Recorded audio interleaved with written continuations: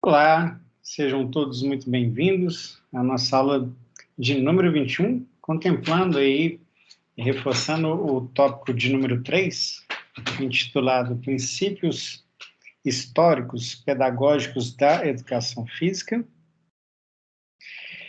que tem como objetivo compreender a educação física e seus princípios como componente curricular que tematiza o movimento humano e suas diversas formas de sentidos e de significados pedagógicos no decorrer da história da educação.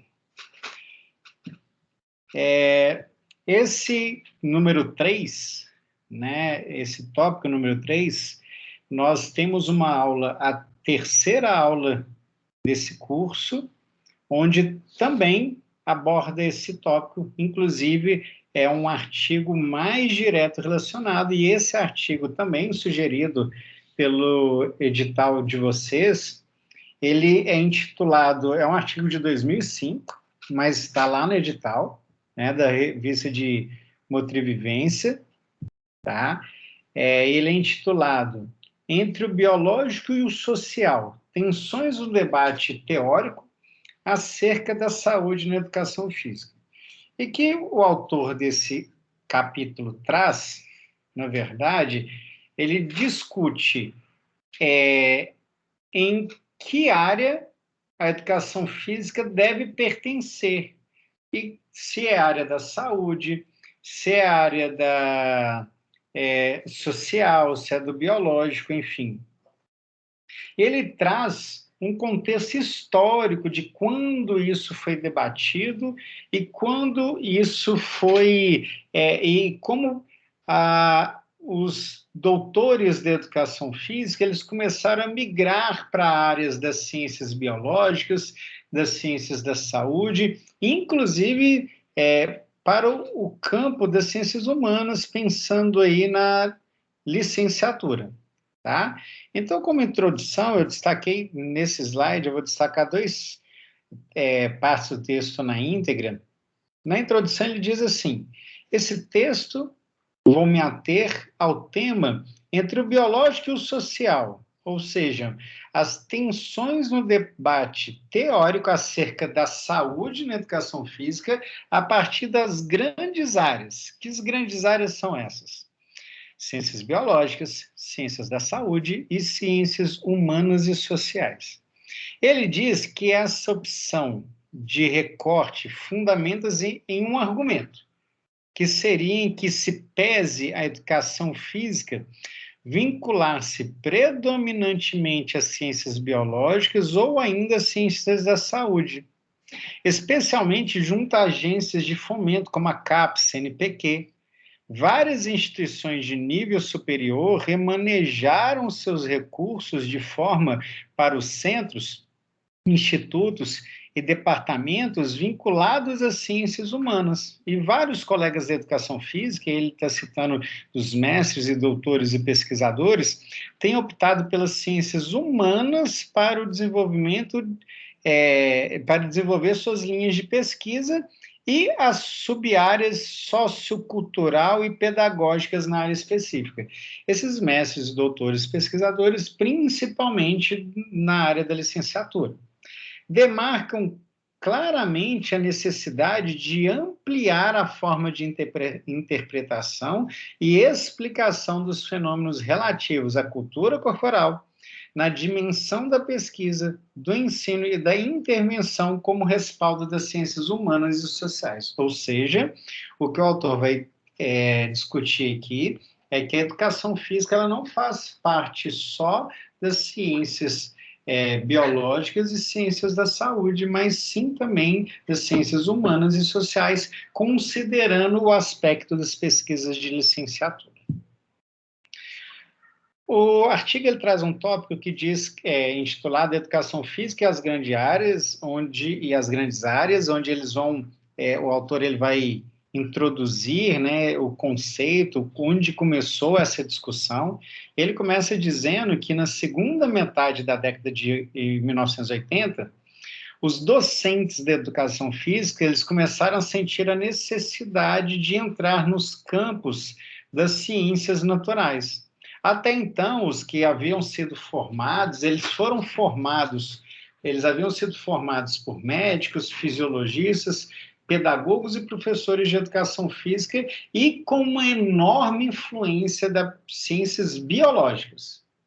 Mas, na segunda década de 1980, começa a perceber a necessidade de migrar também, na verdade, não migrar, mas de ampliar as grandes áreas. Esses profissionais formados por esses médicos, fisiologistas, eles seguiam os percursos desses mestres que nos ensinaram. Então, atuando em laboratórios de fisiologia ou de aperfeiçoamento em universidades americanas que eram voltadas ao treinamento. Nesse período, então, no entanto, houve uma migração de interesse e gostos no âmbito da formação desses autores, das literaturas. E aí isso exigiu modelos explicativos e categorias analíticas baseadas nas ciências humanas e sociais e não nas ciências biológicas ou da saúde. A busca era de interpretar e discorrer a respeito do corpo, da comunidade, da memória, da cultura e da sociedade. E aí discute o autor se esse aí teria sido o nascimento da licenciatura no curso de Educação Física. Na verdade, talvez não o nascimento, mas talvez foi aí onde os formados começaram a perceber a necessidade de discutir a cultura corporal em outros âmbitos, em outras grandes áreas. No que se refere à saúde, a educação física sempre foi objeto de discussão, e a partir de 1970 no Brasil, principalmente a partir de 1970 no Brasil, mas ela sempre era baseada na fisiologia e na saúde. E aí o artigo ele traz um subtítulo intitulado Educação Física e as Ciências da Saúde, né, onde ele diz que a educação física situa-se atualmente nas ciências da saúde, que agrega medicina, terapia ocupacional, fisioterapia, fonoaudiologia, saúde coletiva, medicina preventiva, enfermagens e educação física. Né? As ciências biológicas, isso não é diferente do que podemos ver aqui na educação física, a escola de EFFTO, a Escola de Educação Física, Fisioterapia, Terapia Ocupacional, né? Então, a gente vê realmente essa ciência da saúde muito entranhada no curso. As ciências biológicas, ela vai reunir biologia geral, anatomia humana, fisiologia geral, fisiologia cardiovascular, cinesiologia e a fisiologia do exercício. Eu destaco um ponto onde o autor diz o seguinte: acreditamos e defendemos a comunicação, o diálogo entre os campos. No entanto, o que temos observado é que algumas aproximações são incentivadas e estimuladas e outras não são valorizadas. Obviamente, há interpretações diversas a respeito, mas para esse texto faremos apenas breve referência ao que entendemos como origem dessa problemática anterior à própria educação física. E aí, diz o autor, relata o autor, né, que o século XVIII foi o século dos disciplinamentos, ou seja, o que era isso? No disciplinamento dos saberes, ou seja, era a organização interna de cada saber como uma disciplina, tendo um campo próprio, organizando os cursos profissionais, né? Os cursos superiores. Então, os conhecimentos eles foram se organizando no século XVIII. Para a educação física, em 1980, foi acompanhado pela necessidade da legitimação da educação física perante outras áreas, e ser ou não ser ciência ocupou um lugar central de debate, encontros e seminários da comunidade científica. Então, essa foi a grande discussão de 1980. Foi entendido, portanto, que a educação física fosse da área da saúde, adequando os pesquisadores a produzir com base nas regras e normas do campo da saúde. E eu destaco uma parte onde diz que, nesse sentido, a biomedicina que determina os caminhos da produção científica na educação física e de todas as demais áreas e sub-áreas. é ela que estabelece os critérios de avaliação do conhecimento e ela que seleciona, normaliza, hierarquiza e centraliza os saberes por meio do poder disciplinar. Ainda que as sub-áreas sociocultural e pedagógica, no caso da educação física, estejam se consolidando, o diálogo no campo ainda é muito difícil. Entretanto, o biomepo, né, da saúde agrega áreas e sub-áreas que investigam a partir das ciências humanas e sociais, como, por exemplo, a saúde, a educação física e a saúde coletiva. No caso da educação física, essas sub-áreas sociocultural e pedagógica, elas estão em fase de consolidação, lembrando que esse artigo é de 2005, e na saúde coletiva há uma relação bem mais próxima entre esses campos, com centenas de pesquisadores de diferentes origens, da história, da filosofia, sociologia e antropologia atuando na pesquisa e no ensino da saúde. Assim, a pesquisa, o ensino e intervenção dirigida a pessoas e comunidades à margem do acesso ao trabalho, ao lazer, à educação e à saúde não tem sido priorizada, mais uma vez, esse artigo é de 2005, ainda que esses grupos sejam os com maiores dificuldades de atingir condições satisfatórias de saúde e de vida. No terceiro subitem do artigo, intitulado Educação Física e Saúde Coletiva, é onde ele vai discutir mais as outras grandes áreas, né, que não era o comum da educação física. Ele diz o seguinte: não conseguiremos interferir no processo saúde-doença se a educação física não ouvir, estudar, analisar e avaliar o que se pensa e se faz em saúde hoje, do ponto de vista coletivo, público e social. Escrevemos, falando e ensinamos, chamando atenção para a saúde, para a qualidade de vida e para o bem-estar. Mas nesses anos todos, não construímos vínculo com o serviço público de saúde, o alerta que o autor faz. A saúde coletiva é um campo de saberes e práticas que toma como objeto as necessidades sociais de saúde, com o intuito de construir possibilidades possibilidades interpretativas e explicativas dos fenômenos relativos ao processo saúde e doença, visando ampliar significados e formas de intervenção. A dificuldade de construirmos um diálogo com outras áreas da saúde pode ser devida a uma imagem, segundo o autor, que ainda muitos profissionais da educação física têm das ciências médicas, associando as técnicas medicamentosas, cirúrgicas e eletrônicas que interferem no corpo biológico e na manifestação em relação ao tratamento de doença como processo isolado da vida, do cotidiano das pessoas. A saúde coletiva, por exemplo, rompe esse padrão, o que antigamente era o foco dos cursos de educação física.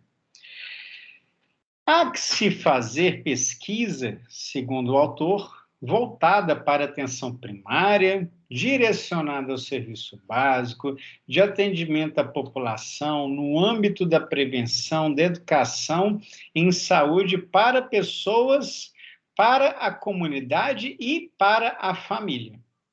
Construir parcerias para o trabalho interdisciplinar pode ser um caminho rico na direção da população, das políticas públicas e das políticas sociais. Eu destaco uma parte do artigo onde diz que produzir conhecimento na educação física com base nas ciências humanas e sociais é, sobretudo, expressar desdobramentos de um pensar e agir que não desvincula o pesquisador da situação de sujeito que observa, que intervém, que interpreta, que toma partido e, portanto, que aprende a discernir o que é interpretação sua e o que é a do outro, de um sujeito que pensa, realiza e também sente, e que, portanto, não deixa de lado os interesses, as necessidades e os desejos dos outros.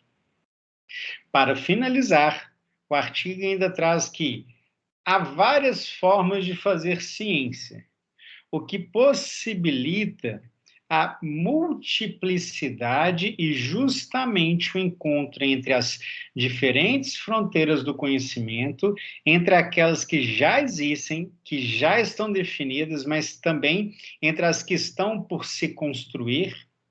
No entanto, a lógica do universo acadêmico ainda predominantemente postula o inverso disso, lembrando que esse artigo é de 2005. A ciência busca a verdade, busca a ruptura com o senso comum e com as primeiras impressões. Ordena os saberes e práticas por meio de preceitos lógicos, entendidos como regras, no sentido de captar os sinais exteriores aos indivíduos, aqueles que exercem influência sobre eles, e defendem o distanciamento como garantia de objetividade na relação pesquisador e objeto, tanto nos limites e possibilidades do biológico, como também nos limites e possibilidades do social. E, por último, o autor diz que romper com esse modelo é compreendê-lo a fim de que o diálogo seja possível e as tensões sejam saudáveis à medida que provoquem formas de pensar, sentir e agir mais próximas do humano. Por último, a questão que eu separei baseada nesse conteúdo, ela diz o seguinte: para Soares, em 1994, a história da educação física, principalmente nas primeiras décadas do século XX, se confunde em vários momentos com a história das instituições médicas e militares. Nesse período, predominou um tipo de pensamento educativo que deveria ser ensinado na escola como: letra A, liberal naturalista; letra B, educativo militar; letra C, médico higienista; e letra D, higienista libertário.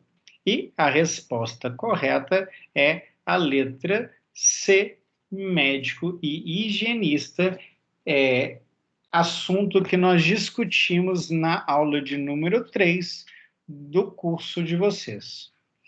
Mais uma vez, eu gostaria de agradecer a atenção de todos e até a próxima. Um abraço do professor William Valadares.